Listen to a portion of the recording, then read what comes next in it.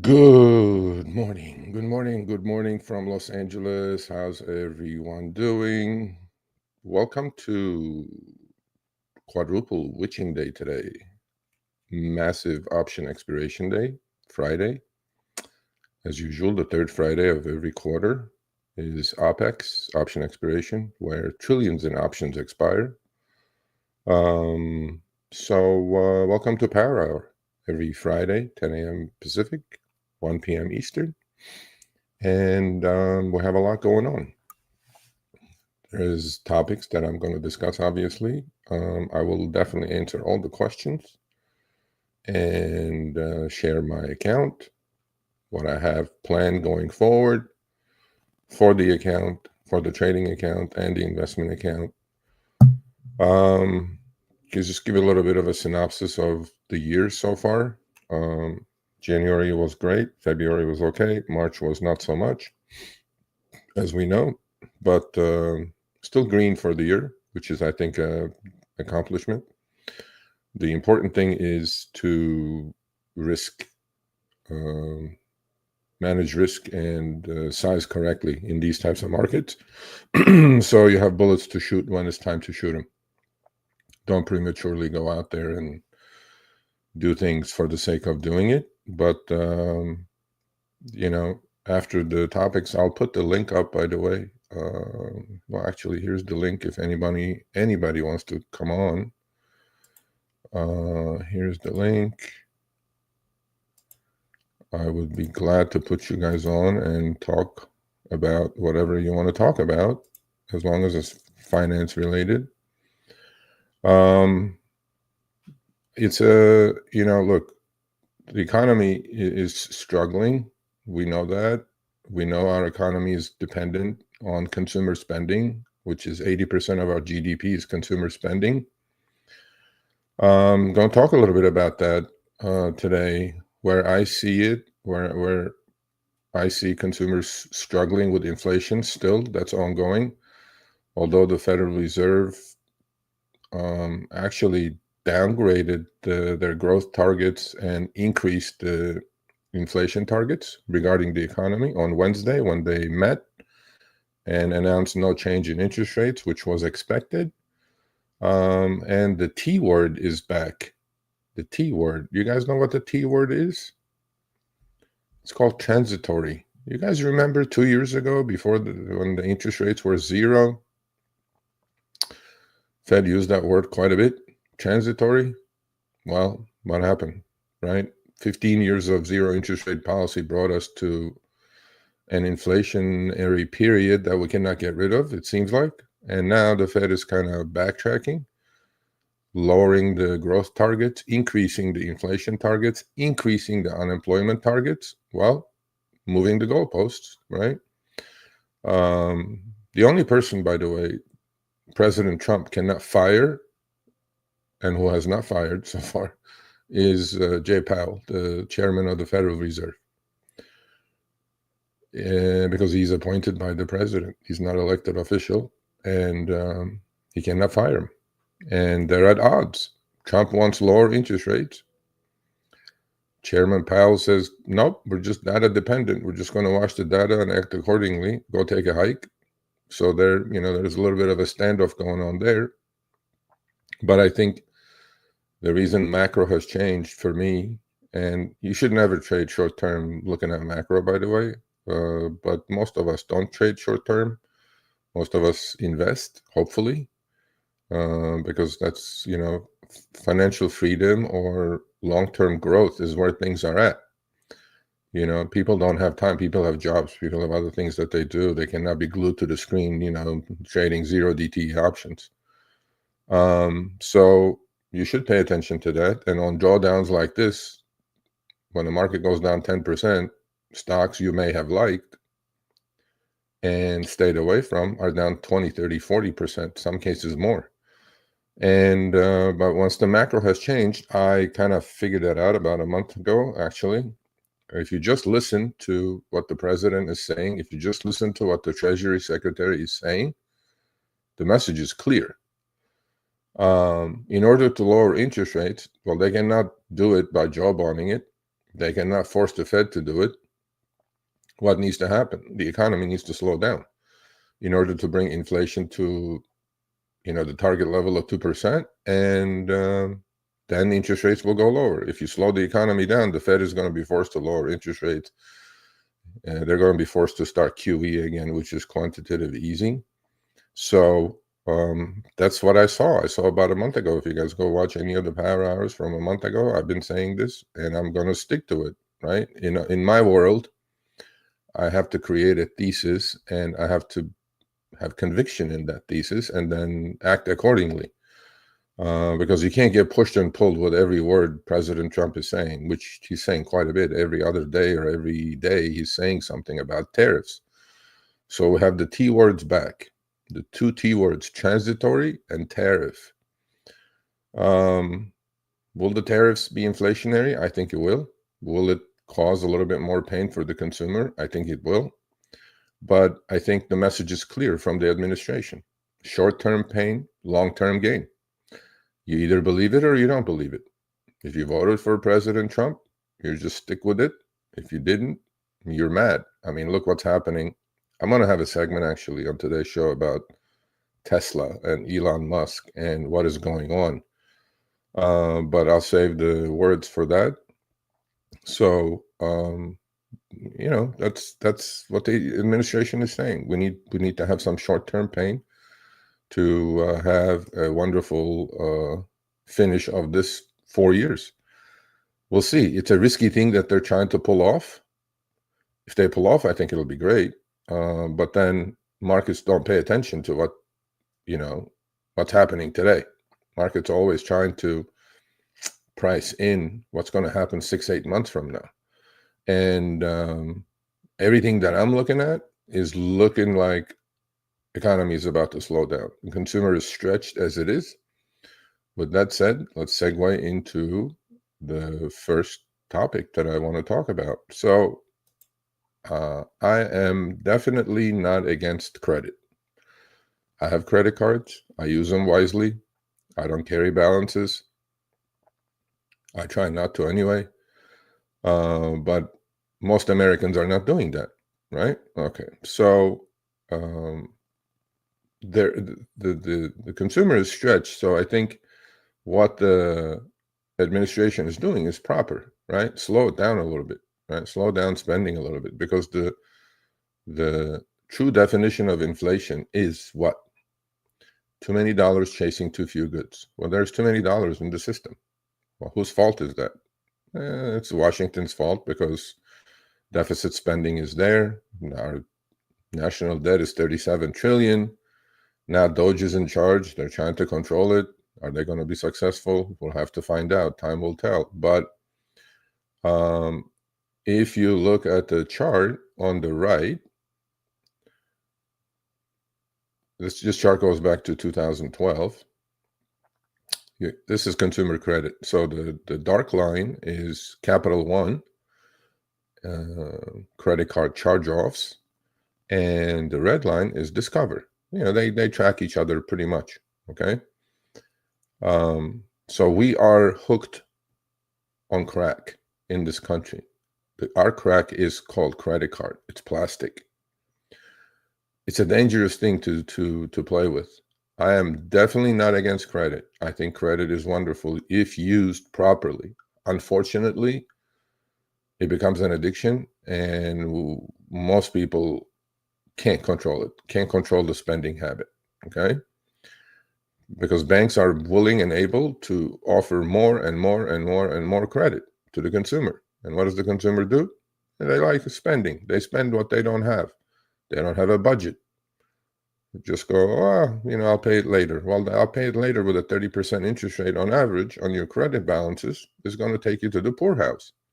But besides that, let's look at that chart.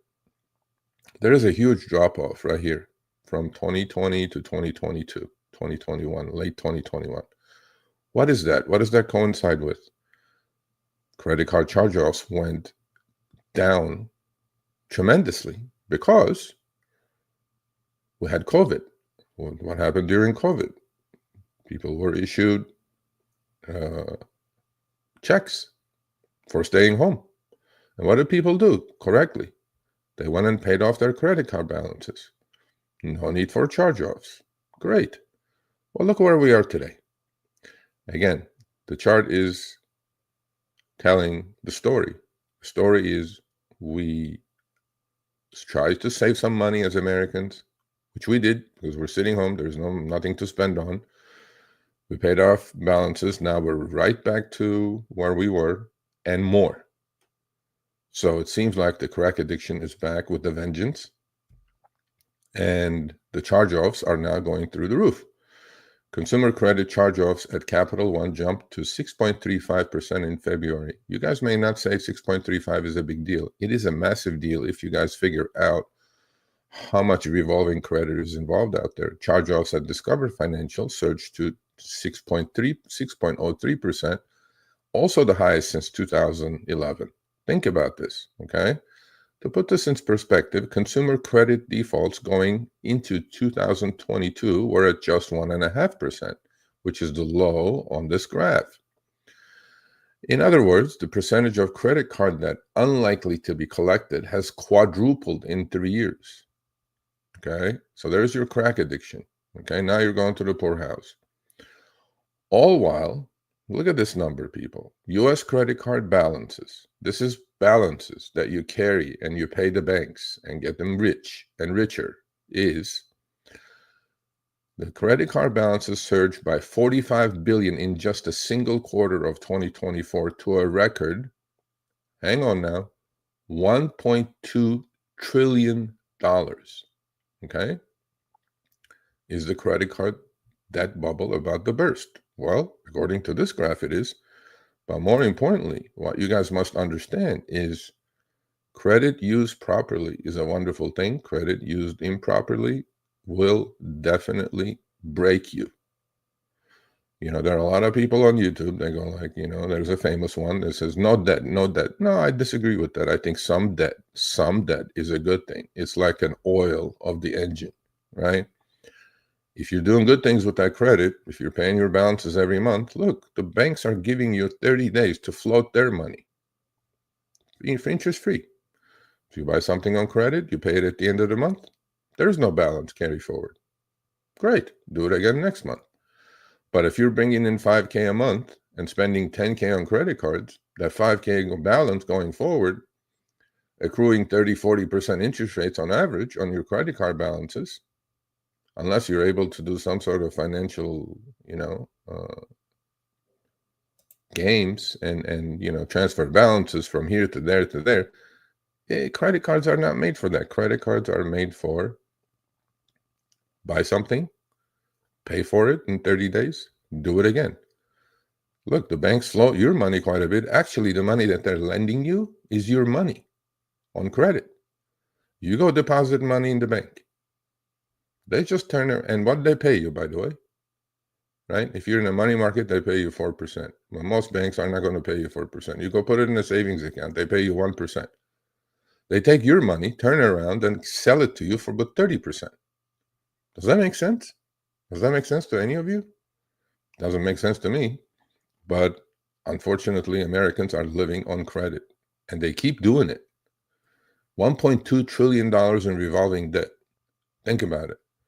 Well, like I was saying, consumer is stretched, and if the administration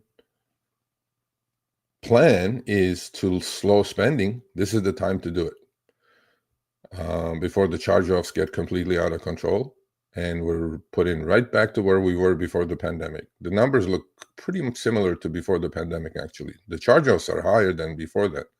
So during the pandemic, we got the money, government money, we paid all our debts off. Well, within a couple of years, we're right back to where we were and worse. Unfortunately, that's what it is. Americans love credit and they abuse it. Don't do it. It's a fast way to go to the poorhouse. So some of you or most of you may know me from another channel on YouTube, right? Has nothing to do with finance. It's something to do with the gig economy. What do we have in the gig economy? We have Uber, we have Lyft, we have DoorDash. Well, speaking of the devil, DoorDash. I use DoorDash. I order food once in a while. I know I'm overpaying for it, but I'm paying for the convenience of it, right? Okay. I use Uber Eats. I don't think I've ever used Grubhub. So those two, I order food. If they send me some sales or whatever, some, discounts, I use it. Otherwise, I'll go pick up my food. Can I order every day? Yes. Can I afford to do it? Yes. But it just doesn't make sense to me that for a burrito with delivery fee, service fee, tip, and this fee, and the restaurant's pricing is 20% higher because Uber and DoorDash collect 20-30% from the restaurants anyway, because the menu items are priced exactly 20-30% higher if you're ordering online than as opposed to going and picking it up. Most of the time when I'm ordering, the restaurant is a mile or two away. Just get in the car and go get it. But no, DoorDash exists because they created this addiction again, conviction and addiction.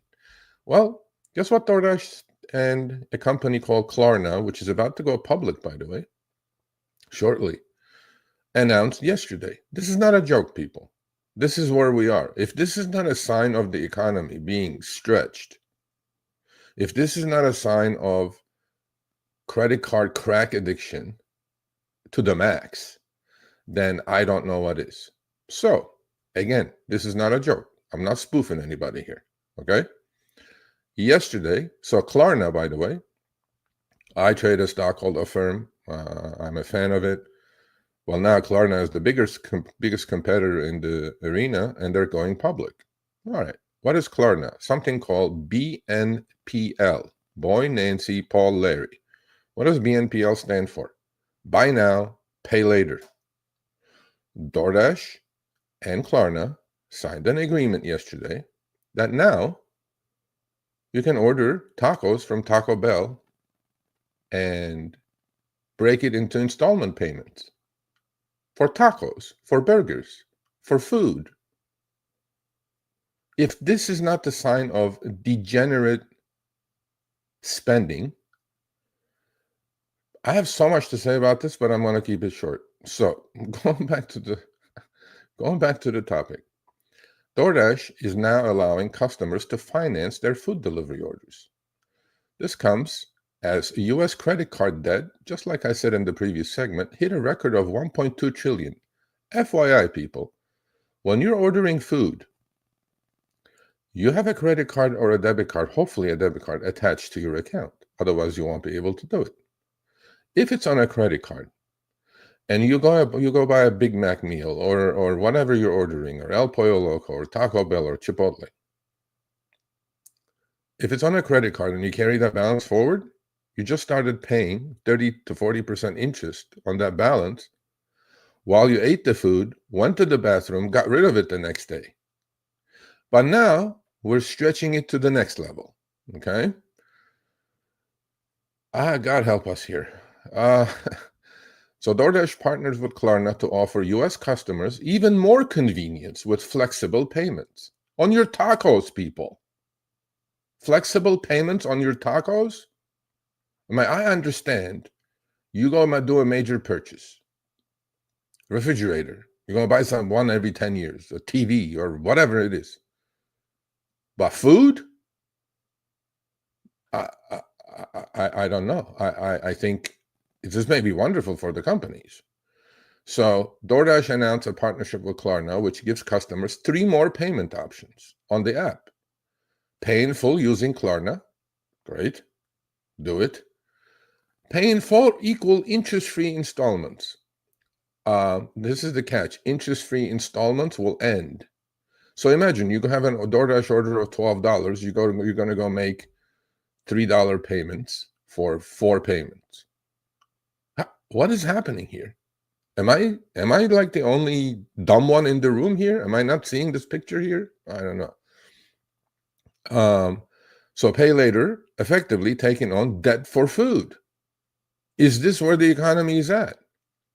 Is this not tell you that the consumer is already stretched and now we have to make installment payments on the food? I mean, I understand, like as I said, on the refrigerator and the TV, right? You're making payments with no interest. If you do it in time, there is no interest charge. But how many of us do it? How many of us do it, right? How many people who use Klarna or Affirm services pay on time. No. If you miss one payment, you're toast. Think about it, right? So in 2024, consumers spent a record 75.1 billion using buy now, pay later services like Klarna and Affirm. In 2023, a whopping 20% of consumers in the US used these services per the Philadelphia Fed. Okay. We need some sanity here. Okay. Maybe again, I'm the dumb one in the room. If you are forced to buy food that you eat and poop it out the next day, and 3, 4, 5 weeks later you're still paying for that food, you need your head checked. You need something. I don't know what you need. If you are putting the food you eat, and by the way, the food you eat at least couple, 3 times a day, this will add up. This will become the biggest addiction that I can think of. And what DoorDash and Klarna did is they said, we can adjust your payment schedule according to your payday. What is going on here, right? If you're going to order DoorDash, this is not on Uber Eats yet, I'm pretty sure it will be. If you're going to order DoorDash and if you like the convenience, go for it. If you're going to make installment payments, I have 2 words for you. Get cooking. I was baffled with this. It blew my mind. It literally blew my mind. What do you guys think? Put it in the chat. Are you going to use Klarna to buy tacos and El Pollo Loco and Chipotle? You're going to buy a burrito bowl and pay for it for the next 4 months? I don't know. If this doesn't tell you the economy's in trouble, I don't know what it will. Okay. So, yeah, I don't want to belabor on this too much because I'll probably talk about this to no end on the other channel. But yeah, this is out of control. Yeah, I mean, they're just hooking people up, creating more dependency. But I don't think this is a good thing. So I am shocked, baffled, saddened in all of this. But then, look, man, these companies have all the data, right? They know. They're not dumb. They didn't become multi-billion-dollar companies because they're dumb. And are they exploiting the consumer? You could say so, but then we're all adults. We make our own decisions and we make the bed and we sleep in it. But I'm telling you, if you're one of those people who's going to order food and make installment payments on it because you think it's interest-free, you need to get your head examined. Maybe you should go on a diet, or maybe you should learn how to cook. That's I'm going to end it there. You know, so the important thing here is to do everything in moderation. I'm not against, again, ordering DoorDash or Uber Eats, but it's all connected to your credit card. You're already paying, if you carry that balance, you're paying 30% on the burritos you ordered. Does that make sense at all? No. So what I want to go forward, I just can't understand it. Don't believe it. But put it in the chat. Let's see what you guys think. Maybe some of you will come on today and grab the link and we can discuss this. So I am a huge bull in China. I've been for the last 2-3 months. A lot of people call me nuts. No. I mean, stocks, for me, stocks talk louder than words. Look at all the Chinese stocks while the market's selling off. It's actually tremendously outperforming the US. Why is that? Why am I a bull? Well, I'm a bull for a couple of reasons. This is the main reason. China is in a deflationary spiral. So you have inflation, which is prices going up. You have deflation, which is prices of everything going down. You guys may say, well, it's a good thing. Yeah, but deflation hits all assets. Okay? It hits housing. It hits, and we know Chinese real estate market is in a tailspin. But but what is the antidote for deflation, right? Antidote for deflation is lower interest rates. Antidote for deflation is easy money policy. Antidote for deflation is printing money. So basically, China is exactly where we are in like 2008 or like the pandemic. Well, the consumer prices fell 0.7% year over year in February. Okay. This comes as spending remains weak as the property crisis undermined consumer confidence, and which also forced firms to mark down prices to attract buyers. China cannot get rid of deflation. Well, deflation is not good either, by the way. As some of you may recall, Japan was in a deflationary cycle for 20 years. They had negative interest rates, but now they're coming out of it, and 20 years later. Well, the reason I am super bullish on Chinese stocks, not the economy yet, but on Chinese stocks, is because the government is going to stimulate to no end. They are going to throw every bucket of cash they have into the economy. If you do follow the Chinese economy, obviously tariffs are not, actually tariffs are coming April 2nd, but that's not going to help their economy either. So deflation is going to persist. So they have to pump. They have to pump unending amounts of cash into the economy to keep it afloat. Well, what happens then? You guys recall what happened in 2008, right? The printing machines were turned on in the US. What did the market do since 2008?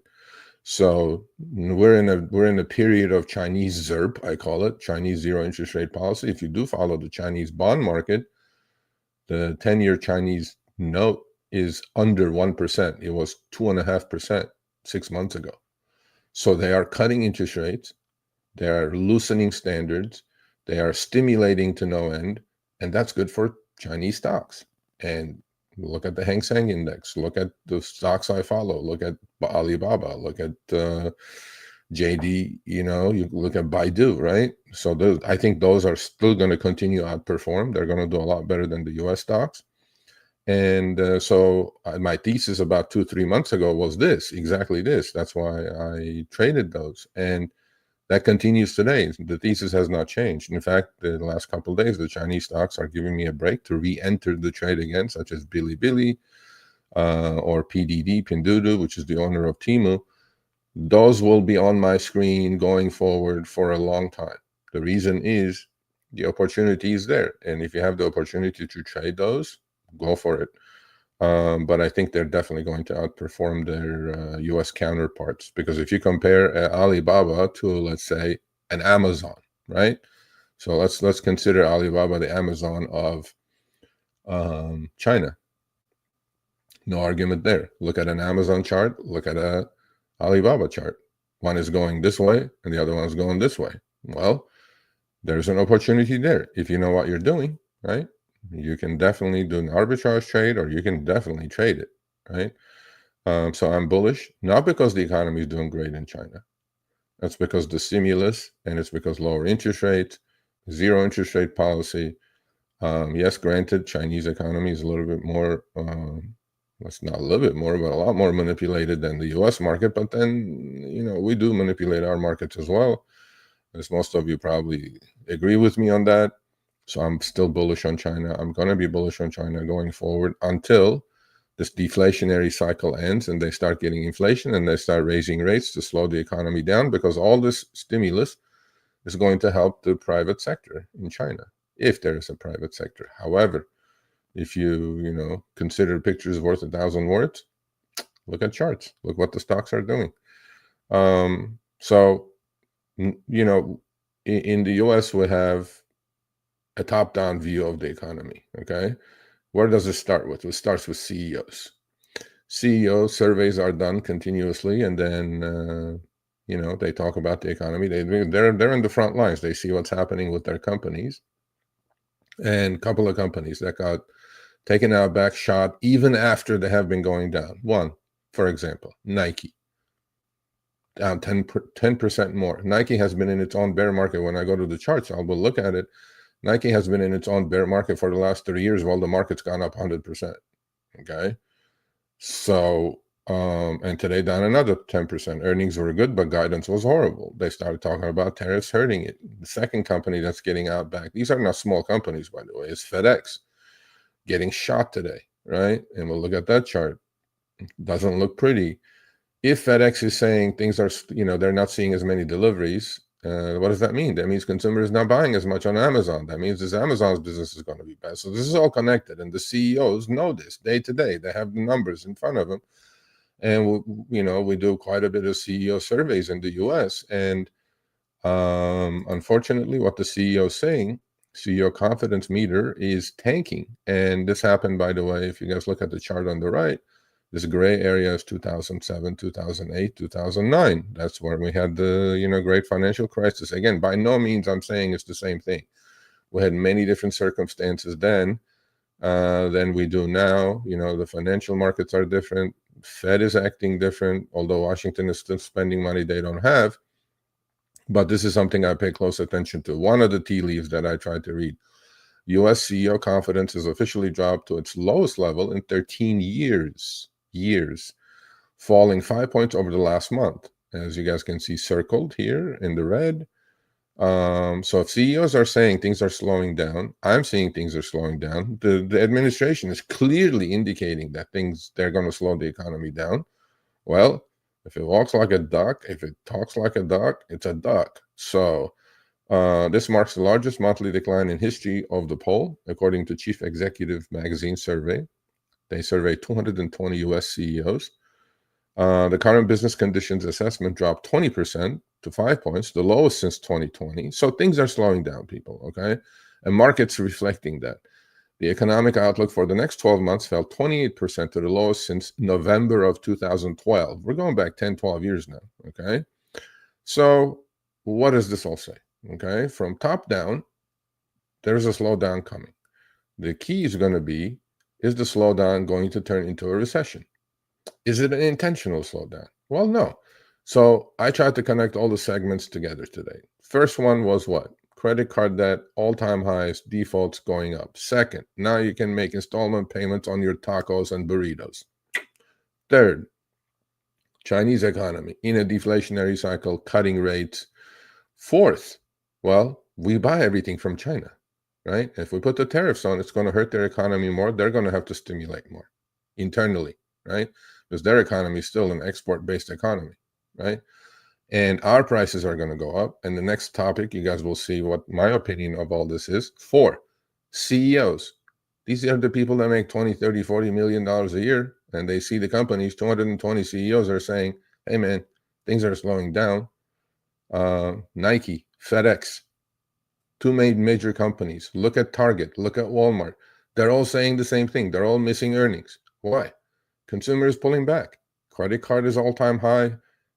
Defaults are going out. So put the picture together. I've been talking about this for the last month and a half. I know my channel is not big, but I think the amount of decent information you will get out of this is worth sharing. So please put a thumbs up on your exit and share the content. I'm doing it because I like doing it. I like talking about this topic. It's not about YouTube. It's not about this. It's not about that. But so CEOs are saying economy slowing down. Consumers are stretched, as stretched as they could be on their credit cards. Our GDP depends 80% on consumer spending. FedEx is not seeing good things. Nike is not seeing good things. Target is not seeing good things. Walmart's not seeing good things. So what is there to do? And that's why the market's selling off. That's why we're down 10% from our highs. Is it going to be more? I think it will. But I'll talk about that when I put up my charts and after I share it. So on Wednesday, we had a Fed meeting, right? We had the Fed decided to keep the rates unchanged, and they said everything they're going to do going forward is data dependent, which President Trump does not like. President Trump wants interest rates ASAP, low interest rates. There is a reason for that. We have $9 trillion in bonds maturing, trillion with a T, in the next quarter. Well, those need to get replaced. Well, the coupon, when those bonds were issued, we were in a zero interest rate policy period. So the rates on those bonds, on those IOUs, the new IOUs that we're going to issue, is going to go up tremendously. We're already paying $1.2 trillion a year so far on interest alone on our $37 trillion in debt. Do you guys see what's happening here? Okay. So who wants interest rates the most? Yeah, the consumer does, right? If you're carrying balances, if you're going to buy a new car, and mortgages are going to go down, all that good stuff. Well, it's not happening because interest rates are very, very sticky. They're not going down. Fed cut the interest rates 100 basis points. The market raised the interest rates by 100 basis points. So that doesn't happen that often. So the market's not listening to the Fed. President Trump wants lower interest rates. Well, President Trump is not going to get it because as of Wednesday, Mr. Powell, the chairman of the Federal Reserve, said, we don't see any reason to cut rates here. And so this is their new forecast. The Fed makes multiple revisions to their 2025 economic data projections. One, cuts 2025 GDP growth projection from 2.1% to 1.7%. Our GDP, by the way, is about $29 trillion, and we have 37 trillion in debt. So we're running about 130% of GDP. But let's see what Doge is going to do about that. So that's the negative cut, right? Cut the GDP expectation 2.1 to 1.7. Okay. Raises unemployment forecast to 4.3 from 4.3 to 4.4. That's a negative change as well, right? Raises the PCE inflation forecast, which is what the manufacturers pay, inflation forecast from 2.5 to 2.7. Okay, by the way, so here's the mandate of the Fed. 2% inflation with full employment. And full employment they consider at 4%. So now they're going away from their 2% inflation target. They're kicking the can down the road. They know inflation is sticky. They know tariffs are going to increase inflation. And they go like, we don't need to cut rates because if we cut rates now, all these numbers are going to get worse, right? PCE is going to be, instead of 2.5, it's going to be 3. Well, we don't want that. Our target is 2%. Well, now they're changing the target. They're moving the goalpost to 2.7. Raise core PCE inflation forecast from 2.5 to 2.8. So now they're giving up. It looks like they're giving up on their 2% inflation target. All of these numbers are contrary to a booming economy. If GDP is going to be lower, unemployment is going to be higher, CPI and PPI is going to be higher, what are we looking for? Again, you guys are going to say, oh, nothing but bad news. I'm like, no, but this is all affecting you people. I mean, this is reality.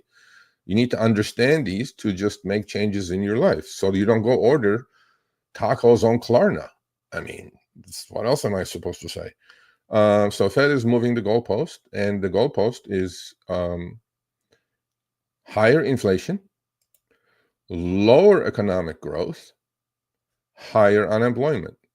I talked about this again 4 months ago. First one. I don't think anybody has done it yet, but I'm pretty sure the word's going to come around. When you guys hear it on CNBC, think of me. Oh, Serge said that like 4 months ago. Okay, what was that word? Stagflation. What does stagflation stand for? Stagnant economy with higher inflation. Well, look at the targets. 2.1 to 1.7, 2.5 to 2.8. So inflation is sticky. And Fed goes, we're not going to cut rates. When the inflation, we're changing our targets. Actually, I think this was pretty hawkish, but the market reaction was quite the ridiculousness, but it is what it is. So if Fed is not going to cut rates, Trump wants lower rates. They're not listening to each other. Fed is, I think, doing the right thing by not cutting rates, because if they do cut rates now more, it's going to add fuel to the inflation that exists. And now we're totally going to be in a mess, right?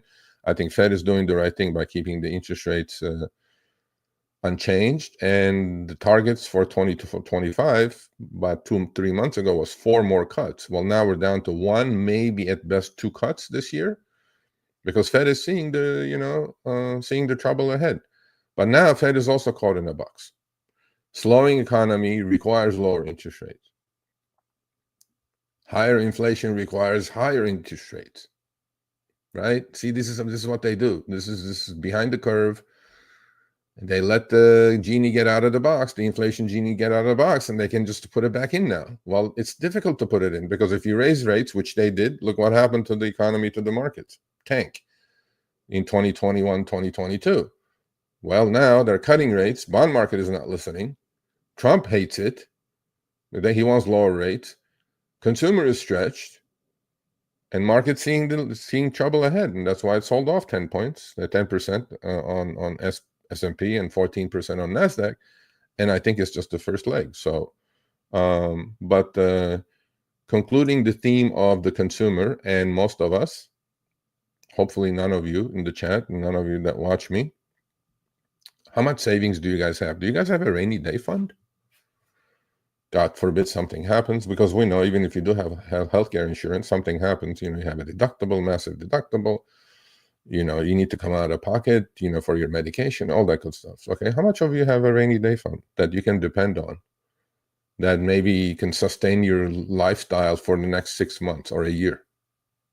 Not too many. Well, it looks like it. It looks like we're nothing but, credit card crack addicts. And here's another one that blows me away, right? So look what happened to this chart on the right. In 2020, when the government was giving us money, emergency expense, accounts were full, meaning, we're just putting the money in the bank and had some sort of rainy day fund. Look where we are today, people. Look where we are today. So just 63% of Americans are currently able to come up with $2,000 in the event of an unexpected need. $2,000. Think about it. Okay. This is the lowest in the last 10 years. Whereas the chart that I circled with a round red circle, this is going back. It has never been this low.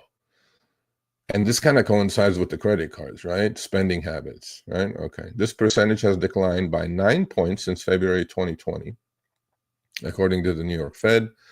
This comes as household debt hits record highs, with pandemic-era savings have been depleted. All the savings, all the money we got the government, we blew it again. We blew it again. We put ourselves in a box again. Great. 2.3 trillion of accumulated savings during the pandemic. Trillion with a T. Gone since 2021. See what I mean? This is why things happen to people, and they go like, then they play the victim. Oh, it's not my fault. I'm like, yeah, it is. Maybe you shouldn't go buy a $7 latte every morning on your way to work. How about that? But more importantly, you shouldn't be buying burritos on an installment payment. At the same time, U.S. household debt has risen to a record $18 trillion. Now, that debt, by the way, that includes mortgages and revolving debt. All while CPI inflation has been above 3% for 46 straight months. Yeah. Consumers are struggling. Yes. They are basically paying for their living with credit cards, as we see in the credit card increases. All the wrong things, right? But again, all this is connected to the stock market, right? I trade, I invest. I have to keep ahead of that 3% inflation, which is not 3%, by the way. It's 6 to 7%. The debasing of the currency that has happened in this country is 6 or 7%. You're losing buying power to the tune of 6 or 7% in this country every year, every single year. The $100 bill you had 6-7 years ago is worth nothing today. There's no question about that. So now you turn to plastic. Okay, well, that's done. Now what? Now you're paying 30, 35, 40% interest on those things you bought that you didn't need. Now what? Now you slow it down. Now you tighten the belts, hopefully, and you guys learn. Because we had a great chance during the pandemic to get this country into more of a savings mode, which we did for about a year. And all the money that the government printed and put out into the communities, to the tune of $7 trillion, and 2-3 trillion went into the consumer, right? Most of it went to the corporate side. What happened? Gone. I don't know. I don't know what to say. So again, debt is good. Credit is good, used wisely. If it's going to produce you something, if it's going to help you with inflation, if you're using debt to just buy things you don't need because you just love buying stuff, it's not good. So last but not least, I'm going to shortly talk a little bit about, I like Elon Musk, okay? I like Tesla. I like all the other things that he's doing. Now, this is not a political situation, but what I think is happening around the country by vandalizing the cars, Tesla cars. These are privately owned cars. This has nothing to do with Elon Musk, people. Okay, I'm on Twitter. I see all the time these videos, and these dumb shits who do key these cars, scratch these cars, and do whatever they do. They're not aware that the Tesla has the cameras around it. They're on camera. And yesterday, President Trump said every time you guys go burn a Tesla car at a dealership, it's going to be called domestic terrorism. So you guys want to keep doing that? Knock yourselves out. You're going to go to jail. Why? Because Elon has left Tesla basically now as a government agent, let's say. He's not even an employee of the government. I'm not even sure if he's getting paid for it. He's definitely paying for what he's doing. But now there are calls for him to step aside as Tesla CEO. There are major shareholders that are revolting and saying that, hey, man, you need to pay attention to your businesses.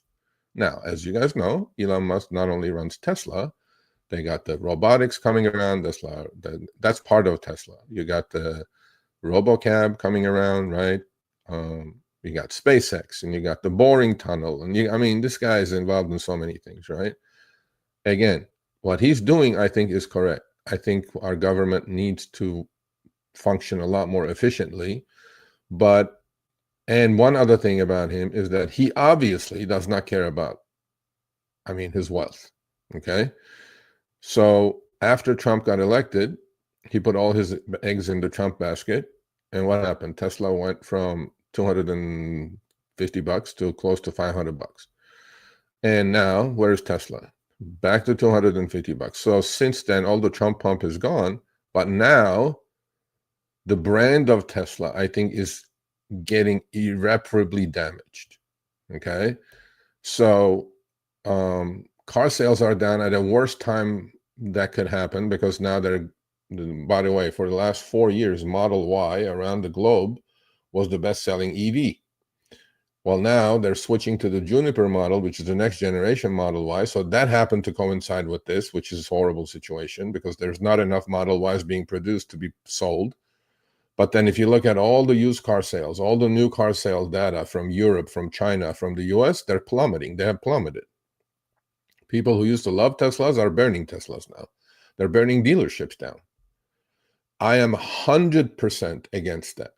There is no space for that. There is no room in our communities for you to go key somebody's private car because you do not like what Elon Musk is doing. Okay? You may agree with him. You may disagree with him. We're a country of laws. You're all going to go to jail if you keep doing the knucklehead shit that you're doing. Okay? FYI, these people, I'm assuming they're left-wingers, those were the people that bought the most amount of Teslas. They loved it because it was environmentally friendly and it saved the owls and hugged the trees. And now they're going burning the Teslas. Now, there is no room for any of this violence against, the dealerships, the cars themselves. Look, you can protest peacefully, hopefully, going forward.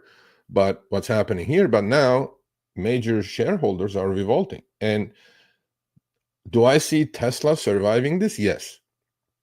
And I'll talk about the stock and I'll talk about the trade that I'm thinking of putting on actually. Is Tesla expensive at this level? Yes. A lot of you may say Tesla is not a car company, this and that. I get it. But I think the longer he stays at Doge, the longer the damage is going to be. And at some point, every brand, right, gets so irreparably damaged that you can't save it. Tesla obviously is a major, massive global brand, okay? And if enough, and you may all say it's not a car company, but if enough people don't buy cars, that's where the money is coming from, because all the other things are in the way down the future. The robo-taxi, the Optimus robot, they're all in the future, and they're not part of, it's like SpaceX is not part of Tesla. Okay. Well, the calls for him to step down are asinine. If Elon quits Tesla, I am pretty sure Tesla stock will get halved this next day. There's not a chance in hell that Elon is going to quit Tesla as the CEO. Now, is whatever he's doing for Doge hurting Tesla? Without a question. But he has done this before when he bought Twitter, and then now Twitter actually is back to the valuation that he paid for. Is it going to take time to repair this damage? Yes. Will investors forget about all this 2 years from now? Yes. Is Tesla a buy now? No. Do I see Tesla going lower? Yes, but I'll talk about that when I go to my charts. And yeah, stop, people. Stop. You're not hurting Elon, right? I mean, Elon is all his wealth is tied into Tesla. You did hurt Elon to the tune of, I think Tesla stock is down 50% for the year. Okay, he owns millions, hundreds of millions of shares of Tesla. Okay, you hurt him that way. But if you did believe that he was doing some good, and if you do believe that he's doing some good, first of all, stop the violence. This is stupid. This is as stupid as people buying tacos on installment payments. It's ridiculous. Okay. And going forward, yeah, I think there's an opportunity here. I look at it always as an opportunity. There's an opportunity in Tesla. Is it here? No, not for me. Is the brand irreparably damaged? For a while, yeah, because brand is key.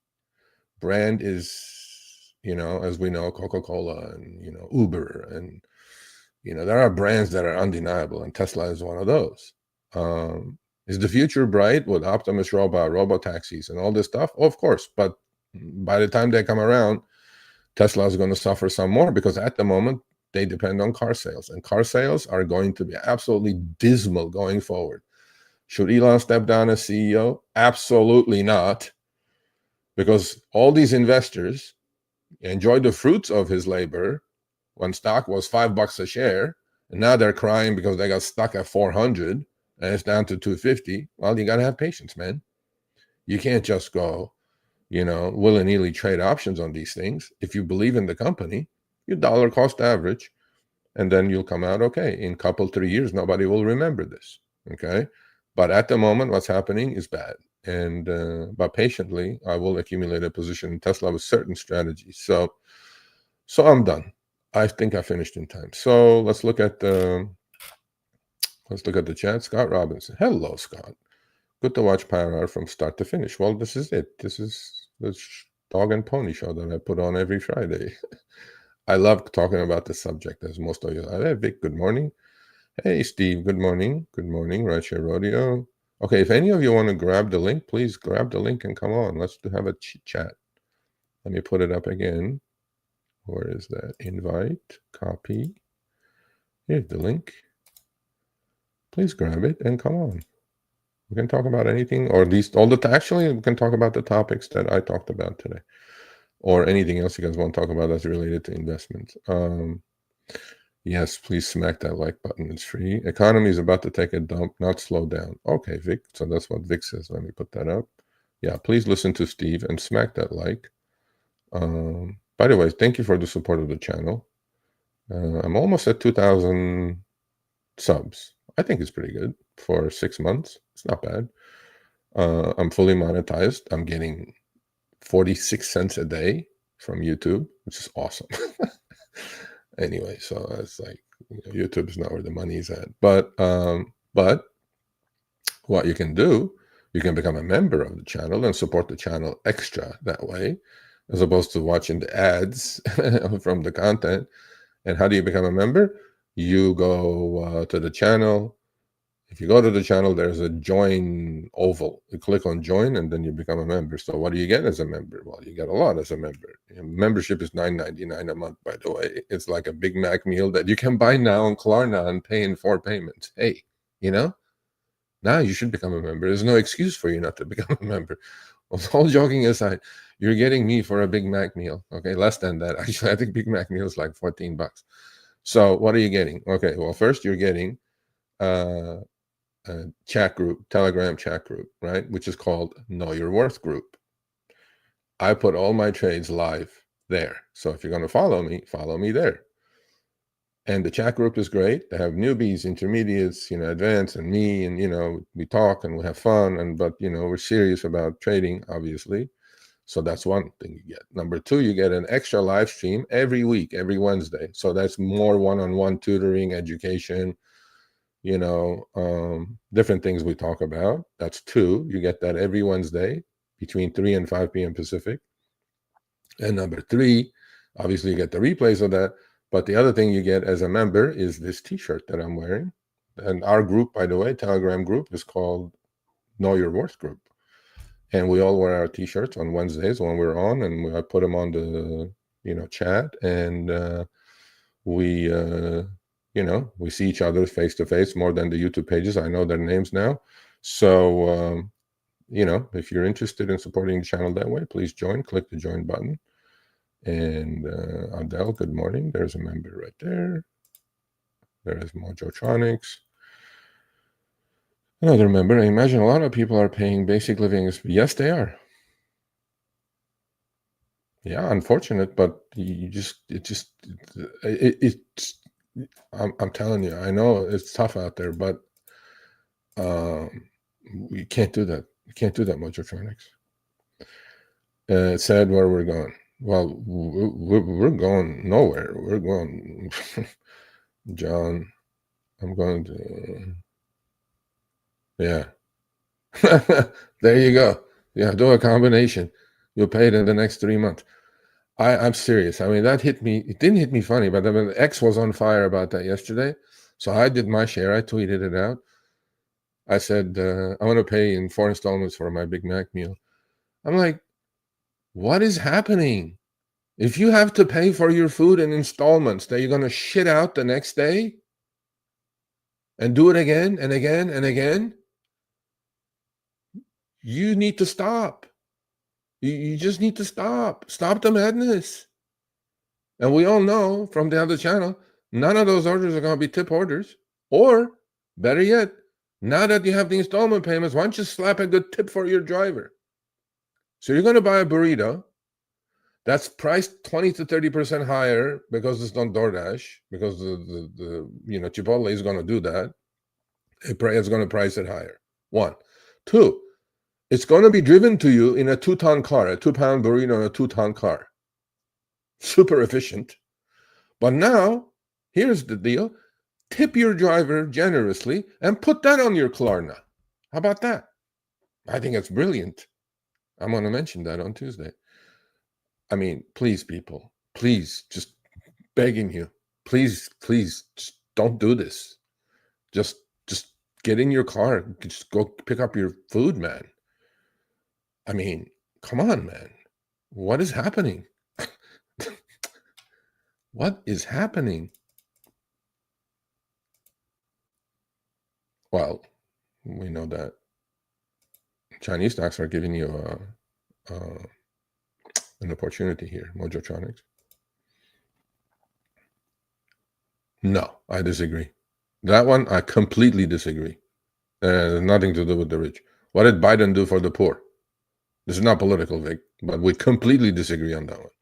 I think what they're doing is actually pretty decent. I am buying I'm buying the short-term gain, long-term, short-term pain, long-term gain point, but I'm entitled to my opinion. You're entitled to yours. Has nothing to do with the rich. Which administration has not done any good for the rich? Which one? Obama hasn't done any good? Biden? Trump won? Bush? Who hasn't done well for the rich? How did the rich become so much more richer? You know how? Because we had zero interest rate policy for 15 years. And who can borrow a zero interest rate policy or very close to zero interest rates? Is the rich. And what they do? They bought every house. They bought every asset. And they raise your rent. Yeah, so don't talk to me about that. That's not factual at all. So disagree. Sergio, how do I become a member? Yeah. Oh, look who's here. My partner in crime from the other channel is here. And Chris is my YouTube manager on this channel. Yes, click the join button, Scott. Anybody want to come on? No? Okay, I'm going to go. What do you mean you don't see it? Okay, if you go to add Sergio Avidi into the channel, in the middle row, there's like, it says join. That's what I think. Yeah. What about tax cuts? What about it? Okay, here's Vic. Okay, I need you to grab the link and we can debate this for 10 minutes. Here's the deal. Here's the game plan for this administration. Okay, slow the economy down, lower inflation, lower interest rates. On the back end, deregulate to no end. Okay, open up, drill baby drill, lower oil prices, export oil, be energy independent. Okay, these are all facts. If you disagree, you disagree, but these are facts. I'm not talking out of my ass. I do agree with the tax cuts for the rich never trickle down. On that one, we agree. You know, the trickle down economics is a farce. It doesn't happen. They just accumulate more assets. That's why, Vic, 5% of the country owns 90% of the assets in this country. Okay, but it's both ways, both types of administrations. Okay. Scott said, yeah, BlackRock, Jeff Bezos, Bill Gates. They bought every inch of farmland that they could buy. They bought every piece of land. Why? Because they knew what's happening. They are protecting themselves against inflation. How do you protect yourself against inflation, people? How do you do it? Okay? You don't slave harder. You invest in hard assets. Well, let's look at the hard assets. Gold. Where is gold? Just broke 3,000. Bitcoin. Where is that at? Pretty close to all-time high. Real estate. Where is that at? Why are homes so unaffordable in this country? That's how you protect yourself from inflation. You don't protect yourself from inflation buying, I don't know, some car or something that's going to depreciate. Number 4, stocks. Look, we had a 10% pullback. Stocks are a lot more economy dependent, macro dependent, but all-time highs. You got to invest in hard assets to protect yourself from inflation. I was born in a country with 50% inflation, and I'm 58, going to be in a couple of weeks. That country is still running 50% inflation. And what did we do in that country? We just bought gold coins. We bought more real estate. That's what the rich did. The rich took the money at zero interest rates and bought all the fucking hard assets, because that's how you protect yourself against inflation. That's what you have to do. There's no ifs, no buts about it. So, okay, what is Chris saying? Yeah, you'll figure it out, Scott. Take away lumber. Yeah. Okay, here's the deal. I am in the camp, short-term pain, long-term gain. They have to do it now in order, in 4 years, when they're up for a re-election, because we know Trump can't do it again. Well, JD, I think, is the next guy, right? Okay. Again, I voted for Trump. I'm a Republican. I'm actually fiscally super conservative. And socially, I'm a moderate. I mean, you know, I do whatever you want to do with your life, bro. I don't care. But my thing is, country's going broke. I agree with Elon. I agree with what he's saying. 37 trillion in debt. If that was my house, the way I ran the country, the way they're running the country, if I ran my household budget that way, I'd be broke. 1,000,000% broke. Because I don't have a printer. I don't have a printing machine. I can't add zeros to my ledger. You know what I mean? Okay, so you have a budget. We don't have a budget. It's blown away to pieces, to smithereens. We can't keep doing what we're doing. Okay, that's why Elon is, you know, lost, I don't know, 250 billion of his wealth. Not that I'm sorry about that. He's still worth 250 billion doing this. Okay. Yeah, I mean, that's the plan. Short-term pain, long-term gain. How? Deregulation. Deregulate. Open the economy up, as opposed to regulate, deregulate. Look, it may work, it may not work. We're going to find it's worth a try, because continuing the way we're continuing is not going to get us anywhere. It just doesn't make sense. Keep adding to the debt. Doesn't make sense. Why should my kids, by the way, did you all know that every single person in the US including the one-day-old people that are born today, like this minute, this hour, they have $120,000 in debt. Because if you take 37 trillion national debt divided by the people in this country, legal, let's say, that's $120,000. That includes the 98-year-old and the one-day-old. Why is that?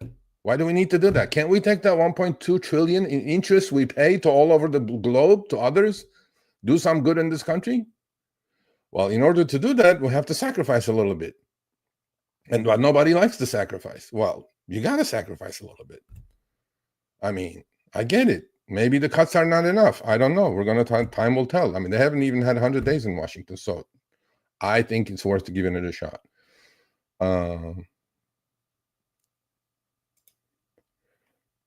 It doesn't work. I tell the way it is. You know me. I call it the way I see it. The trickle down does not work. What happens is it trickles up. Well, maybe this time trickle down may work. And not by lowering the tax rates on the rich, super rich. That's not that way.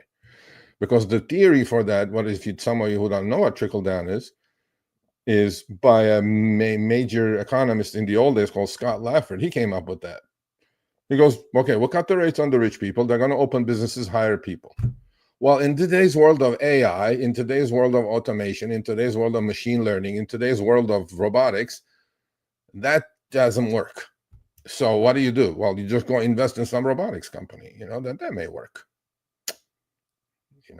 So Scott says, I'm an Uber driver. I can't figure it out. You can't figure what out? How to become a member? I don't know, bro. Chris will help you out. My browser does not let me join. Why not? You can join. There's the link right there. There's the link up there. You should be able to join StreamYard. Hey, Chris, he says he can't join. Chris goes, I heard Trump is going to run again. I don't know about that. Yeah, I think Trump will be like where Biden is in 4 years. So I don't think it's going to work. We got JD. It's okay. PSA, if you have a business, I was just looking at that. Yeah, there you go. See? You tried. Okay, Chris, why isn't he able to grab the link and join? Hello. Oh, well, he'll grab the link. Grab the link. Grab the link, Marcia. Grab it, buddy. Let's talk 5-10 minutes. I'm a little on fire right now. Hey, Chris, if you're still here, why can't he grab the StreamYard link and join? I put it out there. Is it the wrong link? No, it's the right link. I don't know. All right. Where's the link here? I'll put it again. Here's the link, people. Oh, dang. Okay, well, I'll go to my charts. Here's the link, people, if any of you want to join. Right there. Okay, so let's do this. So here's my positions. If you guys want to grab the link after the positions, and then we'll go through my charts. We'll end, but if any of you want to join. Okay, so full transparency on the channel, I post my positions every Monday, Wednesday, Friday. That's outside the members group, by the way. Every Monday, Wednesday, Friday, I post them on the community page of the YouTube channel, so you can go check it out. Again, this is not financial or trading advice at all, or investing advice. What it is that, though, you can see what I'm doing. Now, I may be in and out, and then you tag along and you get stuck with something. Again, don't blame me, because it's quicker. But if you do become a member and join the Telegram group, those you get them live. I do execute the trade, and then I put it on within 30 seconds. And then from there, again, that's also not trading financial advice. You can tag along and do whatever I'm doing. So if some of you did go check out the community page, I had cash secured puts. Well, not just naked puts. I wanted to buy some stocks on this pullback that I liked. Okay. And I'm sure you guys can see the screen. So this is my positions. Account is so clean. It's like my kitchen right now. I sold puts on Robinhood, TQQQ, which is the 2X ETF of QQQ, I had sold puts on Upstart, and I had sold puts on Affirm. The other two I closed with 90% suck out of the premium, so I'm good with those. But TQQQ and UPSD, I'm going to let them expire worthless, because I had sold the 50 puts on UPSD and 60 puts on TQQQ. On TQQQ, I sold them at 277. They're down to 6 cents. And TQQQ is 61.32 with 2 hours to go. Anything is possible. If I want to cover, I'll cover it. But why pay an extra, I don't know, 30 bucks? No reason. Same thing with Upstart. I sold them at 360. Actually, I covered those this morning. Not this morning, about probably half hour before I came on, at 40 cents. So I'm good with that. So all four turned out okay. I did not get assigned shares. I'm going to talk a little bit about what I'm going to do going forward. What I'm going to do going forward is in April. I put it on the chat group. What I'm going to do is I'm going to make sure that I trade the underlying. I'm going to, as opposed to the options, because option implied volatilities are extremely high, and making directional bet on options is tough. But I'm going to put a little bit more debit spreads. I don't think the market's finished going down. So that's all I have. So by Monday, all these will be gone as well. And I have a lotto ticket on Cooler. So the account is going to be literally 98% cash, which I like. So yeah, all those, puts I sold turned out okay. It was exciting for 10 days because I was in and out of the money on those puts every day, pretty much. And so I figured that the amount of premium I'm taking in is not enough for the excitement for me. It's just not enough. I don't want to deal with that. So I'm going to do the directionals on the equities itself, as opposed to the selling puts. And I will do a lot more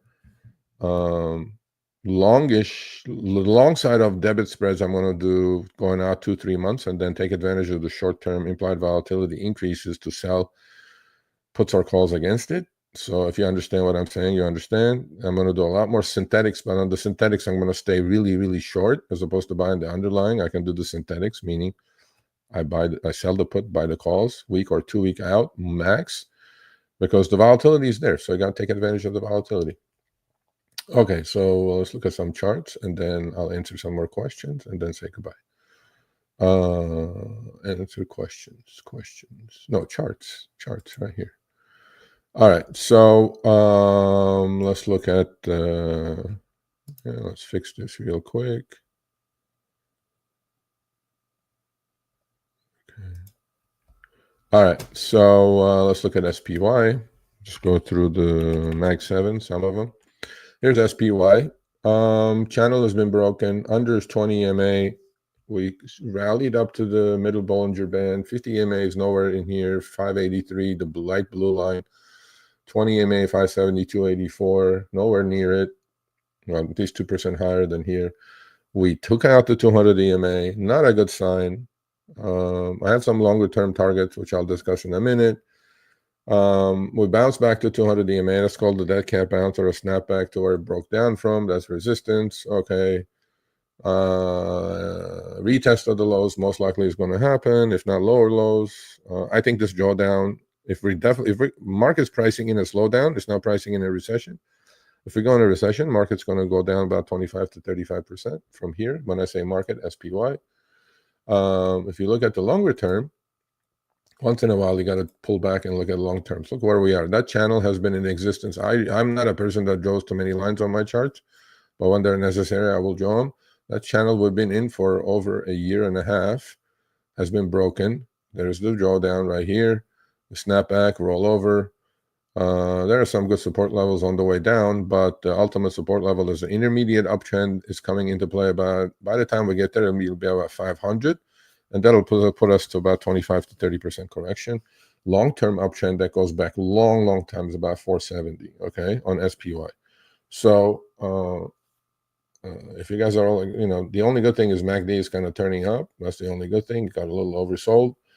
But on the way down, we had so many bearish divergences. And the other thing is, like, pull back some more.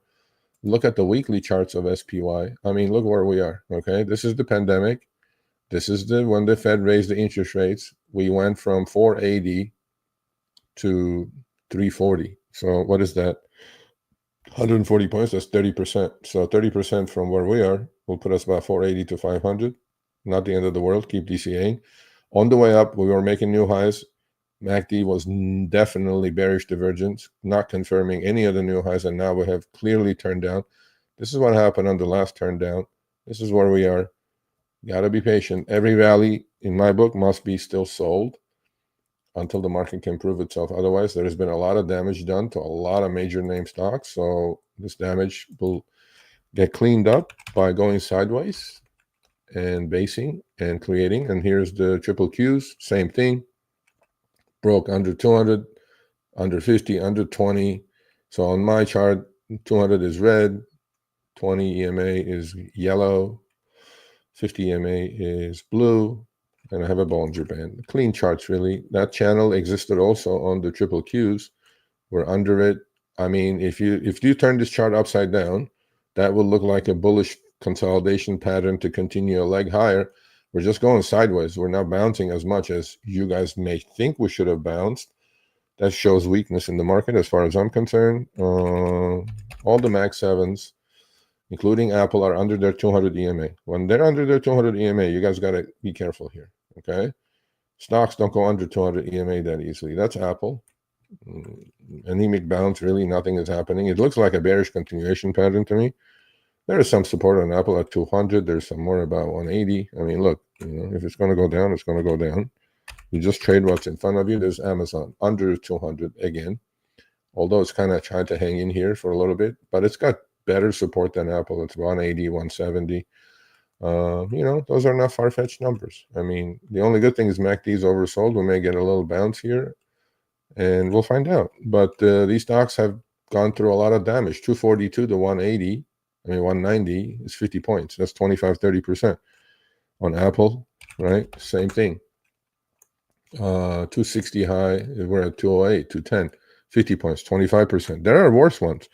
We'll put those up in a minute. Look at Microsoft. Okay, Microsoft has been under the 200 EMA for a long time now. Microsoft high 468. We're at 375, down 30%. You guys may think, yeah, market's only down 10, 12%. Well, no, the stocks you own are not the market. They have higher betas, and they're going to go down a lot more, a lot faster. Don't forget about walking up the stairs, taking the elevator down.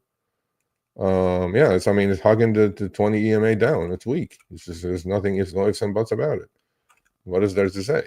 Now the 50 crossed to 200. I mean, look, technically these are weak numbers, weak charts. Meta was looking good. Now that's looking suspect. That's the only one above is 200 EMA out of the Max 7. Okay, that's Meta. It's hanging in there, like right under 200 EMA. Okay, that had a decent pullback, 740 to 570. Yeah. So all of them have pulled back 25, 28, 30%. On the Mag 7, we have NVIDIA. Same thing, under is 200 EMA. It got a little oversold and bouncing, but getting stuck at 200 EMA. So when all these bouncing at the 200 EMA, it's time to roll them over and then, retest those lows. We'll see. We'll see what's going to happen. Here's Tesla. Tesla up 10 today. Wow, interesting. Okay, so here's a down chart. I finally, drew the downtrend. Really long-term support is like, I'm going to pull back so I show you guys where long-term support is on Tesla. This is a 3-year chart on Tesla. It's down to like 160. Okay, that goes back to forever, that long-term uptrend. So we've broken the intermediate. There is a clear downtrend, snapping back up a little bit today.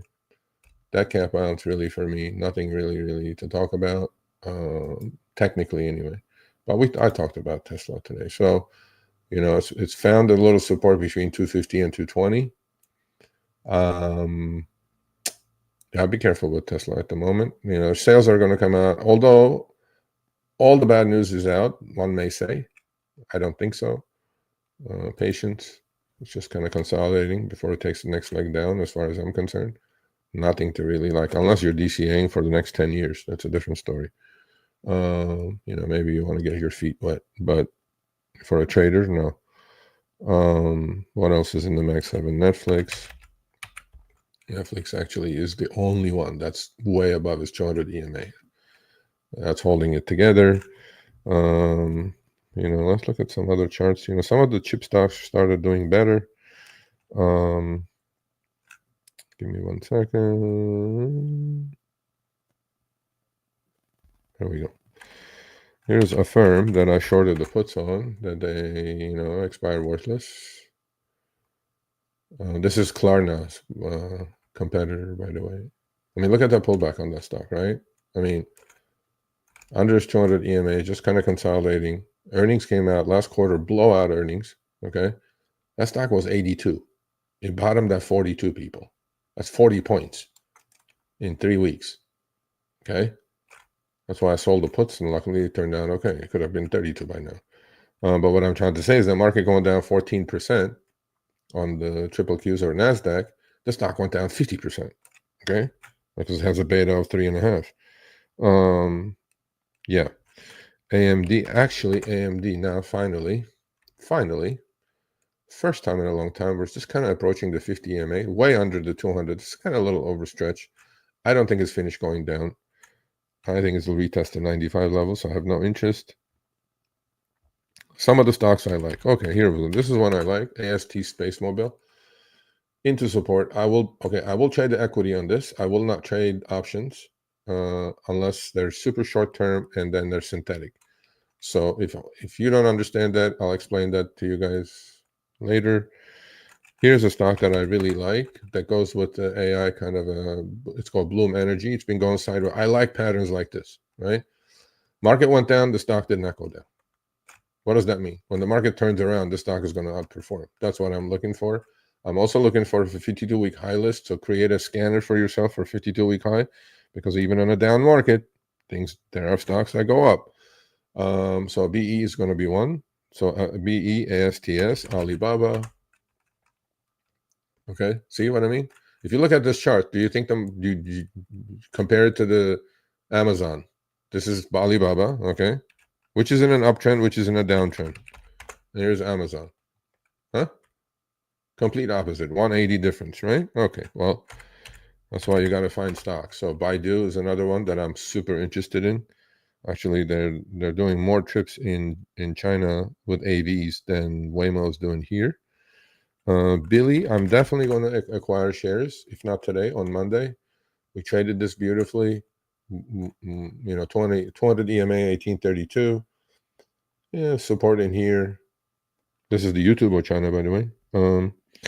My cash secure puts that I put out on Kava are going to expire worthless, sadly. That's on my investment account. I love the stock. I like the company quite a bit. It was 140, got a haircut to 80. I sold today's expiration 80 puts on my investment account. I have two positions. Well, I have one position. It's Unity Software. And I wanted to get long this because this was my 5Xer way before I started the channel, from 30 to 150. And then it got to 172. Ridiculous levels, really. It's an expensive stock still, even at 80. But they're expanding. They're growing. There are always lines out the door. If you have never eaten at Kava, please go check it out. So on this one, I will sell cash secure puts. Not cash secure puts. Why I keep saying that? Naked puts. One of our group members was correct on Celsius. He told us about this, and I think he's making some money on that. I mean, still under 200 EMA, which is my pet peeve. I don't want to touch anything that's under 200 EMA. What else? I want to short DoorDash. I really do. Not because of what they did with the taco Klarna thing. I think the economy is slowing down. I think I'm watching some of the eating out habits of the consumer. They're really, really pulling back hard. So, but I'll let you guys know. If you're part of the group, you'll know first. Financials got hammered, but Goldman, arrested the down move, 672 down to 532. Okay, people. When stocks go down, they go down. See how long it took for Goldman to go? Okay, here's the answer. Goldman was right here. Goldman was Right here. Okay. Goldman was 520 in October of 2024. It went to 670 from 520. It took 4 months. Okay. To February. 4 months, 5 months almost. And in 3 weeks, it gave it all back. Now you guys understand when I say stock, walk up the stairs and take the express elevator down. That's a perfect example of it. I like JD Uniface. Here's JD, another Chinese stock. What else do I like? If you guys have any questions, please put them up. Oh, how can we not talk about MicroStrategy and MSTU? Here's MicroStrategy. I finally drew my wedge. I need to adjust that wedge. This is the Bitcoin surrogate. You guys know about it, hopefully. IBIT is the BlackRock Bitcoin ETF. It's hugging the 200 EMA. Bitcoin is about 84, 85,000. I think it's just high-level consolidation before it goes to 200,000. And before MicroStrategy doubles from here. And this is the 2x ETF of MicroStrategy, which is MSTU. I mean, I've been trading this for like months now, mostly successfully. Here's one. See, this is what happens. Nike. Okay, let's talk about Nike. You guys see this? Okay. All right. Under its 200 EMA forever, in its own bear market for the last 3 years. Okay. So if you've been in Nike for the last 3 years, say, no, it's a great company, everything is fine. Well, look where you are. Okay. There's Nike, 3 years, going back 3 years. Okay. See, it's not a stock market, it's a market of stocks. You're in the wrong stock, you're dead. And here's Nike going back 10 years, weekly chart. 180 high. Today we're down another 10% at 67. If you look at Nike and look at the SPY, completely different picture. Nike's basically hit 60 during the pandemic. I will buy Nike at 60. So how am I going to buy Nike at 60? Well, I'll go sell puts, naked puts at 60 with the hope that I get assigned. If I don't, then they'll expire worthless. I think at this level, it's kind of worth looking at it. I'll pay 60 for Nike. Okay, well, it's 68 now or 67.50. You're going to say, how are you going to pay 60? It's not there. Well, sell puts. Sell 1 month out puts, collect some premium. If it's given to me, I'll take it. If it's not given to me, then I'll sell puts again until I get it. And if it goes higher, great. Then puts will expire worthless. I'll make money. But yeah, so I mean, what I'm saying is that, you know, it's been in its own bear market for the last 3 years while the market's going up 100%, literally. Okay. So yeah, I mean, don't get stuck with ideologies and saying, oh, Nike's a great company. I'm like, yeah, but you know, what have you done for me lately? There's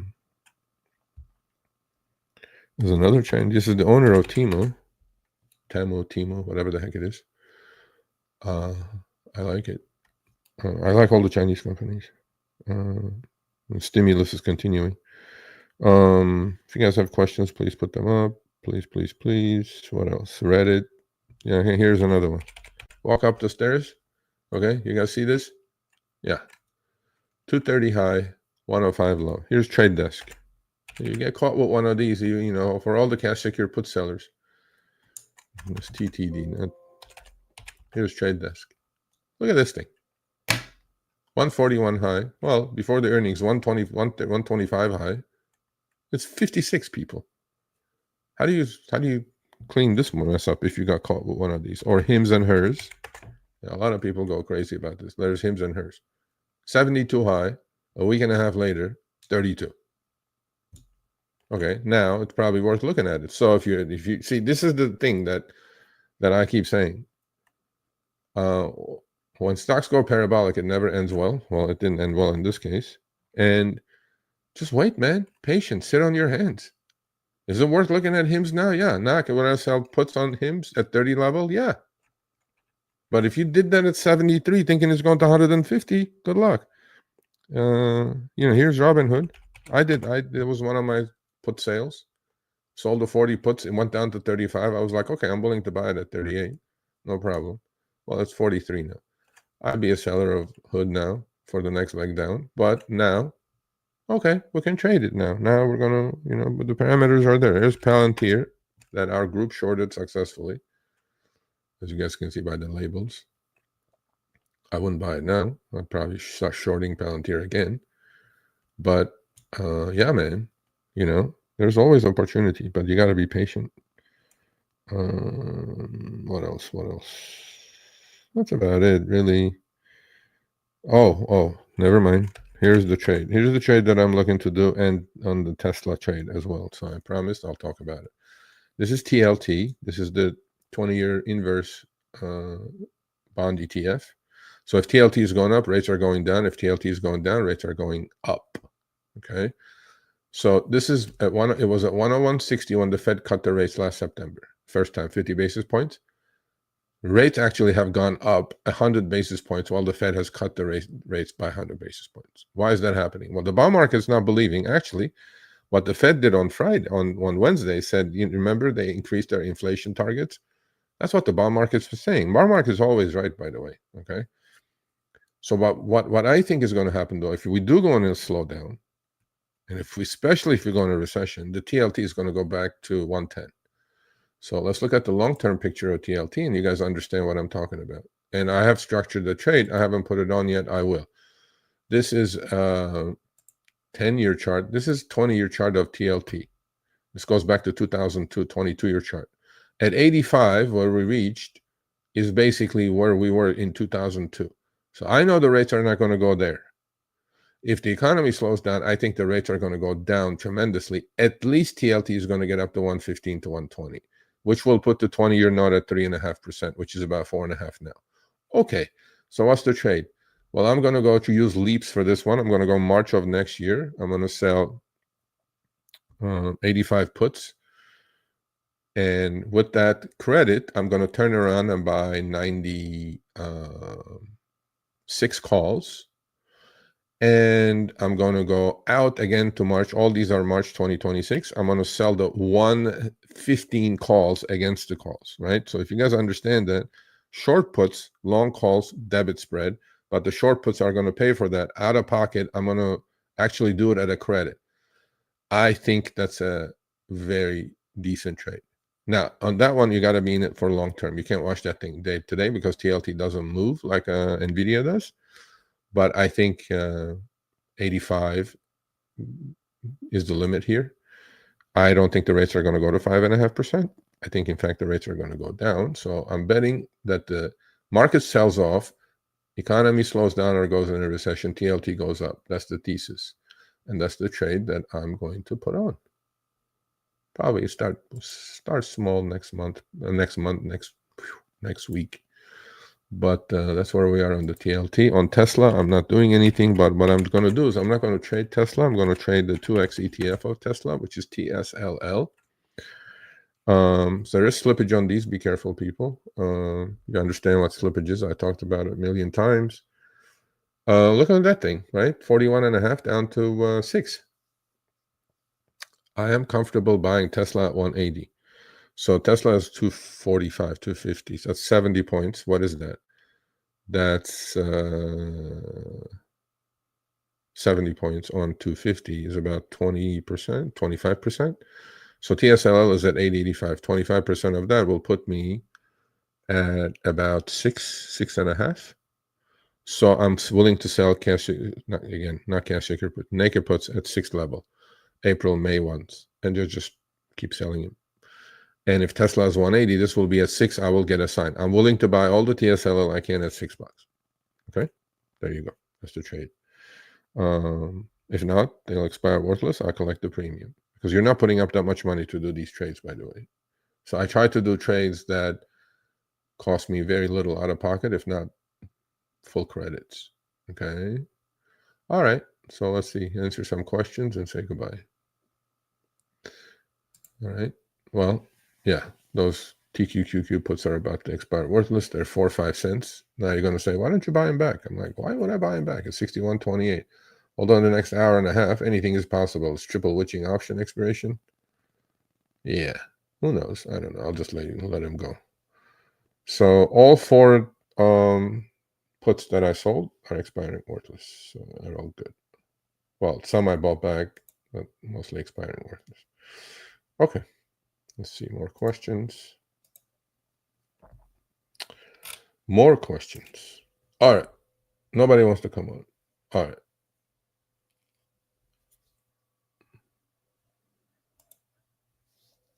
Okay. All right. Not bad. And Walmart, yeah, Nike, I'm not sure. I would love to own Nike at 60. But you're in the ballpark, though. I'm pretty sure you're taking some decent premium, so you should be okay.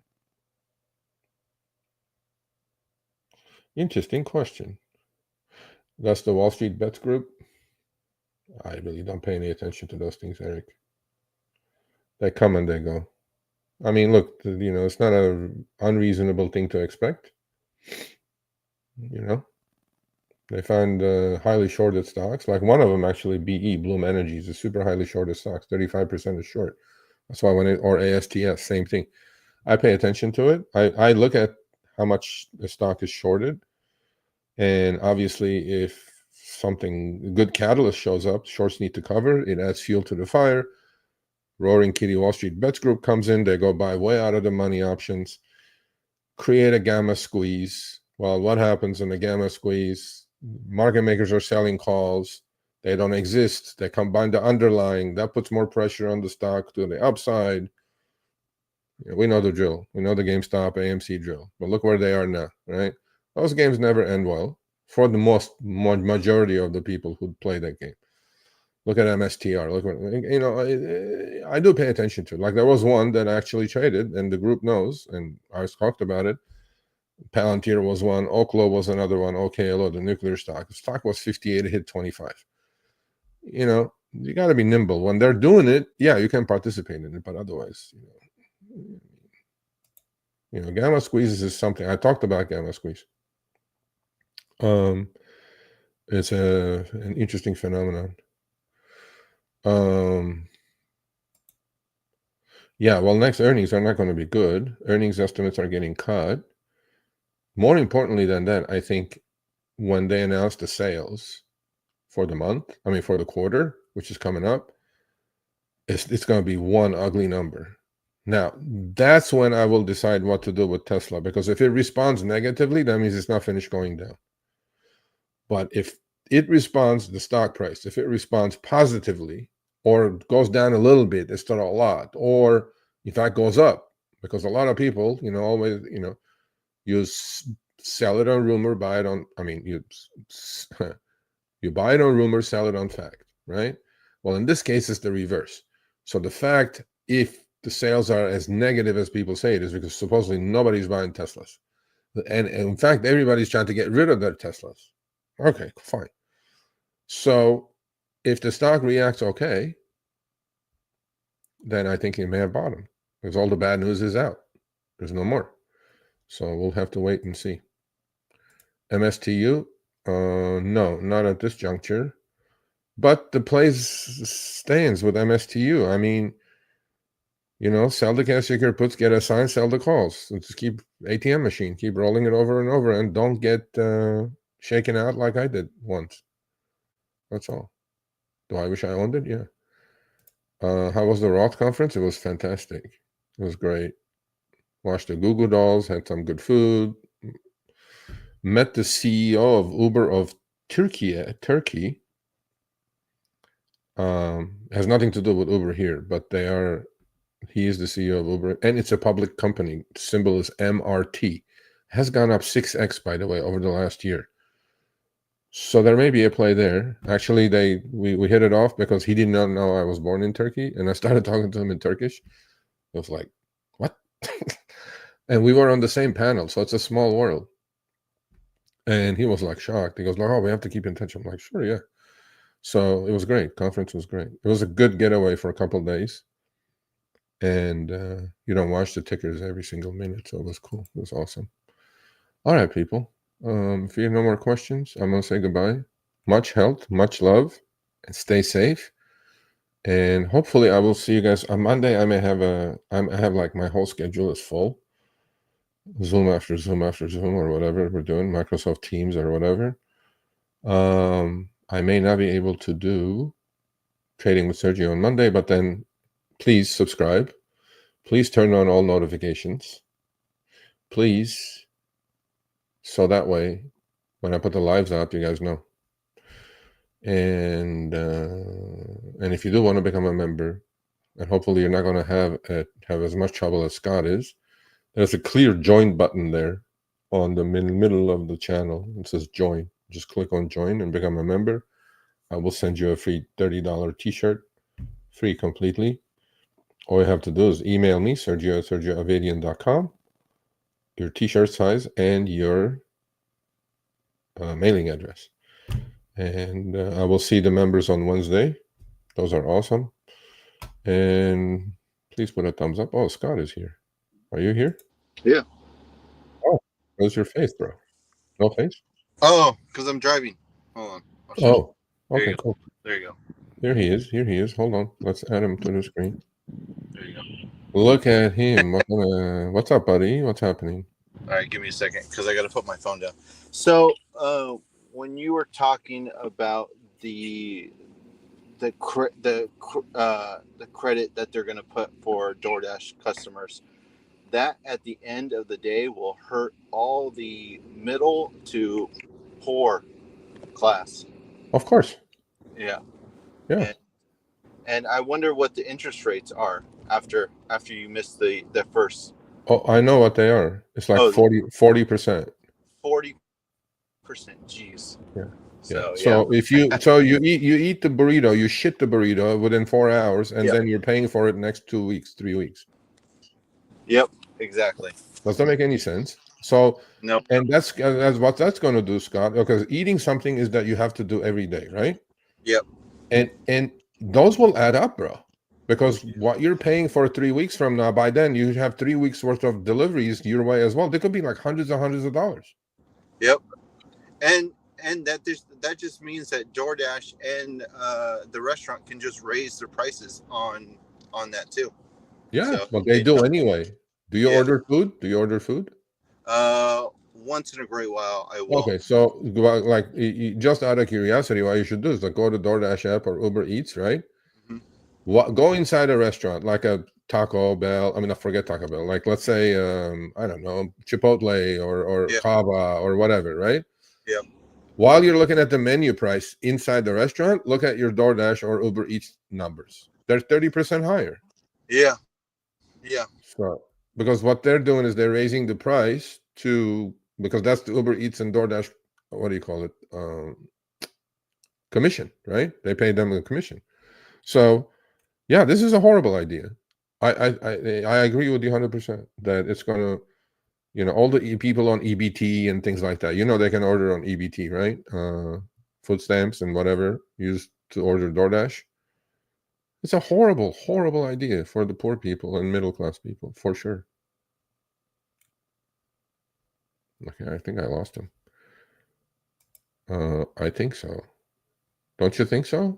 I wish you could come. Oh, okay. Yeah, 85 level, I think. 85, 96, 110, 115, I think, with a little bit of a credit. March. But you got to be patient with that one. So I think it's a great trade. But I'll play around with the numbers some more. Maybe we'll do something with more credit. Because I'm not super bullish on TLT, but I'm bullish enough to do it. I think the rates are going down. What happened, Scott? I lost you.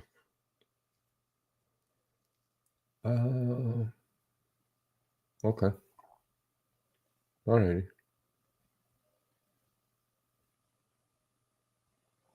All right, I lost him. All right, I'm going to say goodbye. And thank you for joining.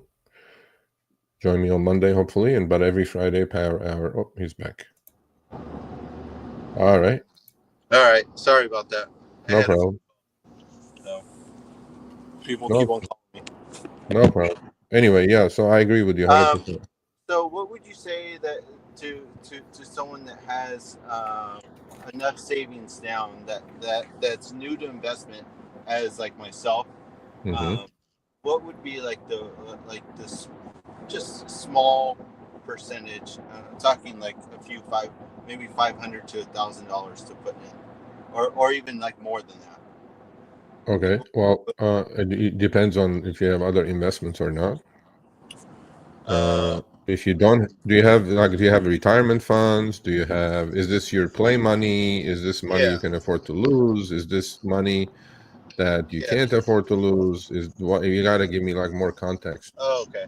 Yeah, this is just play money. So I have everything else in savings and all that. So Okay. Well, you should never have savings. You should. Do you have Bitcoin?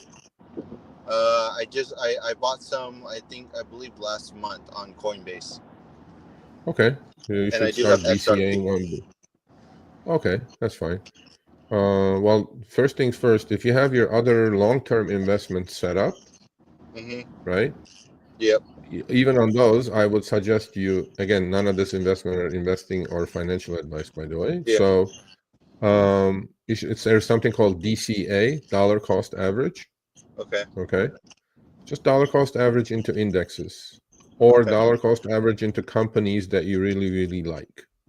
Okay. And make sure they're not fly-by-night companies. They're like Costco's and Walmart's and Tesla, if you like, or whatever it is, right? But make sure that you know that, or the Mag Sevens, like the Amazons and Microsofts, because over long periods of time, Scott, they do always well.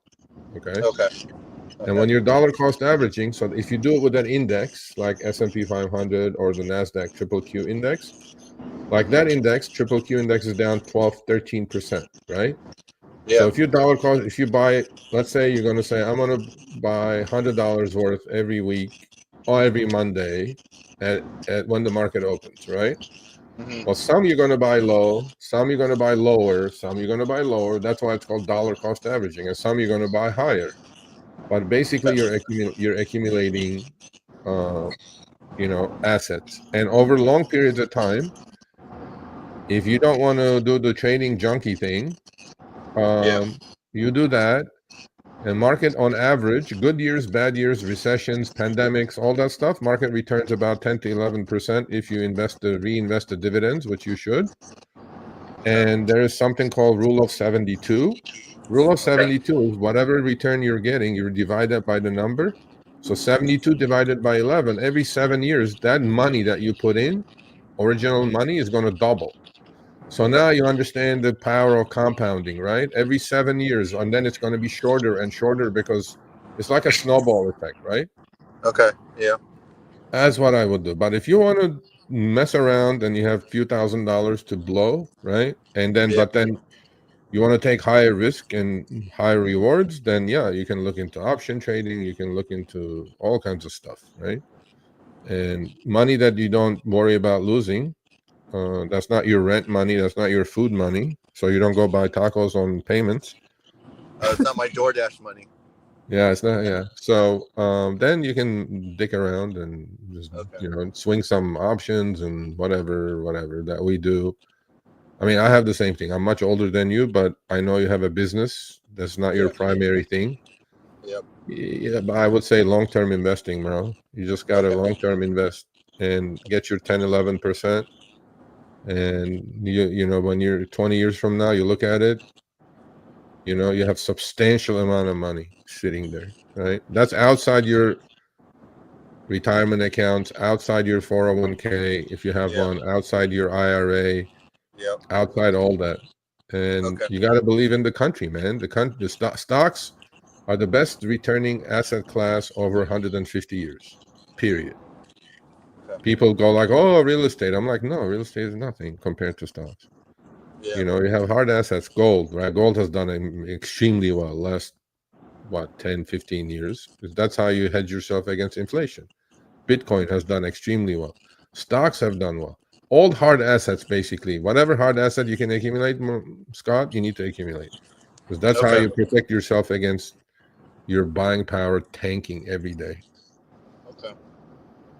You know And what I'm then saying? I'm pretty sure I will invest in when Elon Musk throws in the robo taxis and see if I can purchase a few of those. Yeah, that's way down the road, man. There's so many issues with that thing. We'll see. But yeah, I mean, buy a fleet of them and have them work for you while you're Yep. sleeping. You know Yep. what I mean? Oh yeah. Yeah, but that's probably a decade down the road. I'm not sure. But what I'm saying is that just think long term. But if you have some money to F around with short term, Yeah. you Okay. know, I mean, look, man, things move a lot and, high risk, high reward kind of a thing. So, Okay. all right, my Oh, man. well, I have other questions, but it's about your other channel. So Oh, then you have to come back on Tuesday on that one. yeah. Yeah, if I have a chance to come back on Tuesday, because every time you guys are always on, I'm always with the client. Yeah, it's okay. Well, you can Yeah. email me too, by the way. You have my email, so Yeah, Yeah. and then I'll figure out how to join your membership. Well, if you're gonna do it, it's simple. You just go to channel. There's a join button on the middle of the channel, right under the video somewhere, Yeah, is and it? then But and then but it's not on iPhone. But it's not on iPhone. I think you have to do it on a laptop or a computer. no way. I'll tell No. Chris about that. It should be because it's on my Android. But long story short, yeah, if you do join, so email me Sergio at sergioavedian.com Yep. and email me your t-shirt size and your mailing address. I'll send you one of these Okay. shirts that I'm wearing, so you become part of the group. Okay. And, Okay. and then I have to wear that shirt Friday. No, you can wear it anywhere you want. It's a very high quality shirt, by the way. So you can wear it with your jeans. You can wear it anywhere you want. But then when I do the members live, we do suggest that members live who show up to the members live do wear that shirt because the member group is called Know Your Worth Group. That's what it is. But yeah, man. All right. Thanks, And then, buddy. no problem. I'll see you. I will see you next month Okay. at the event. Oh, you're coming up. Okay, cool. Yeah. Awesome. Yeah, definitely Yep. say hello. Yep. I know Yep. I'll Got be the, running like a headless chicken, but I will definitely make some time for you. no, you're good. You're good. Okay. All right. All Well, right. have a Be great safe. weekend. I'll see you guys on Monday. Okay. Be safe, please. All right. We're done. I'm going to go have a cup of coffee and do what I do. All right. Much love. See you guys on Monday, hopefully. Trading with Sergio. And on Fridays for Power Hour, 10 a.m. Pacific, 1 p.m. Eastern. Thank you for the support. Please a thumbs up. Please share. Please subscribe. That's about it.